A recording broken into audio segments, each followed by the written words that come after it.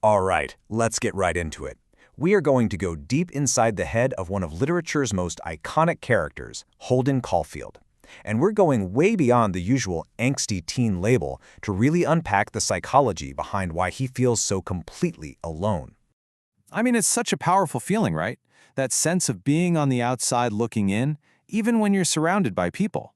Well, that exact feeling is the absolute key to understanding Holden Caulfield's journey and why his story still hits so hard for so many of us. Okay, so first things first. Let's get properly introduced to the guy at the very center of this incredible story of alienation. So on paper, the details are pretty simple. Holden's 16, he's just been kicked out of another prep school, and instead of heading home to face the music, he just wanders around New York City by himself for a couple of days. But the thing that's really driving him, the thing under the surface, is this almost desperate need for authenticity, and this total rejection of what he calls the phoniness of the adult world. But that's just what he does. To really get Holden, we've got to dig into the why. So let's peel back some of those layers and really look at the psychological stuff that's shaping his entire view of the world. You know, Holden isn't just being rebellious for kicks. He's showing some really classic signs of depression and anxiety. This constant feeling of sadness and hopelessness that's probably connected to the grief over his brother Allie's death. He's also struggling with this major identity confusion, like where do I fit in this world? And because of that, he hangs on to this idealized vision of childhood, which he sees in his little sister Phoebe. All of this just fuels his deep distrust for adults, who he thinks are all hypocrites. Now, to deal with all of this chaos going on inside, Holden does what we all do. He uses defense mechanisms. I mean, these are basically the unconscious shields our brains put up to protect us from anxiety or feelings that are just too tough to handle. And understanding his specific shields, well, that's the key to understanding his actions. And this right here, this is basically his playbook. First, he escapes into fantasy, dreaming he's the catcher in the rye. Second, he uses sarcasm and criticism as a weapon, making fun of everyone around him so he doesn't have to show how vulnerable he really feels. And third, he just avoids connection. He pushes people away and runs from any kind of adult responsibility. But here's the thing, and this is so important. Holden's isolation isn't just some internal job. It's not happening in a vacuum. It's a direct reaction to the world that he sees around him. So let's take a look at how society itself is feeding into his loneliness. And this right here, this is the absolute heart of the novel. It's this massive clash. On one side, you've got Holden's inner world, which is just full of confusion, sadness, and this real craving for something genuine. And on the other side, you've got the outer world he's forced to navigate, a world that feels superficial, materialistic, and fake. It's this collision that just pushes him further and further into isolation.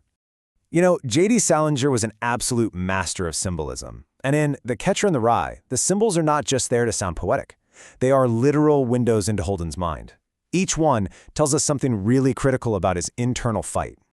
Let's start with the big one, the title itself, The Catcher in the Rye.